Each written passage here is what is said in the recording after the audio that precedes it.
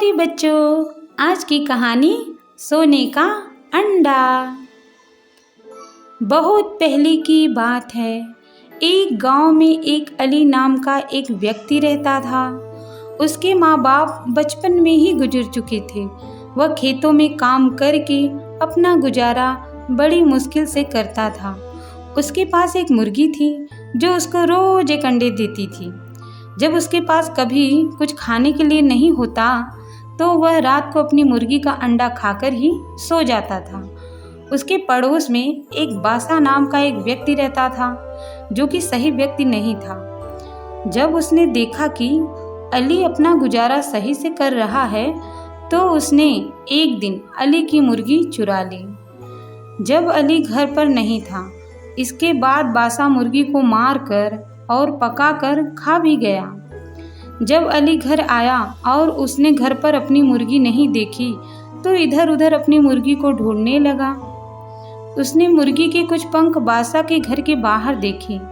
उसने बासा से बात की तो बासा ने कहा कि उसकी बिल्ली एक मुर्गी को पकड़कर लाई तो थी, मैंने उसको पकाकर खा भी लिया।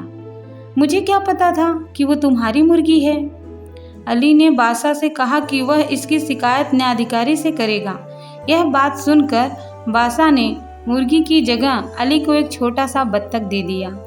अली ने उस बत्तख को पाला, जिससे कुछ दिनों बाद वह बत्तख बड़ा हो गया और अंडा देने लगा।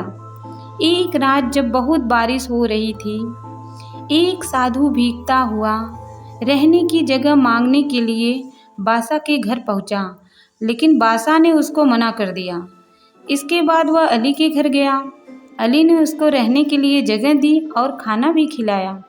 अगली सुबह वह अली के घर से जाने लगा, लेकिन जाते हुए उसने अली के बत्तख के सिर पर हाथ फेरा। इसके बाद जब बत्तख ने अंडा दिया तो वह सोने का था। अली यह देखकर बहुत खुश हुआ। जब बत्तख जब भी अंडा देता तो वह सोने का होता था।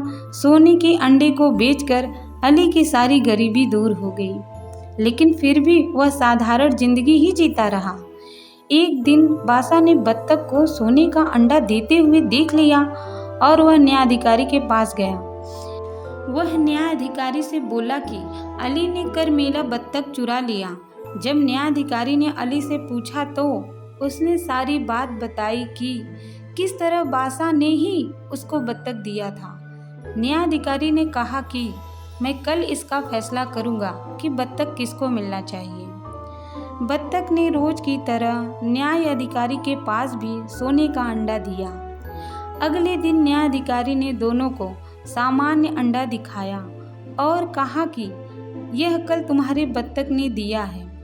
अलग पूछने पर अली ने न्याय अधिकारी को सच बताया कि उसकी बत्तख सोने का अंडा ही देती है, जबकि बासा ने कहा कि उसकी बत्तख सामान्य अंडा देती है। न्यायाधिकारी ने एक नया बत्तख लेकर बासा को दे दिया और अली को सोने का अंडा देने वाली ही बत्तख दी। अली दोबारा सोने का अंडा देने वाली बत्तख पाकर खुश हुआ। सीख, हमें इस कहानी से ये सीख मिलती है कि हमें कभी भी लालच नहीं करना चाहिए और दूसरों को देखकर ईर्ष्या भी नहीं करनी चाहिए।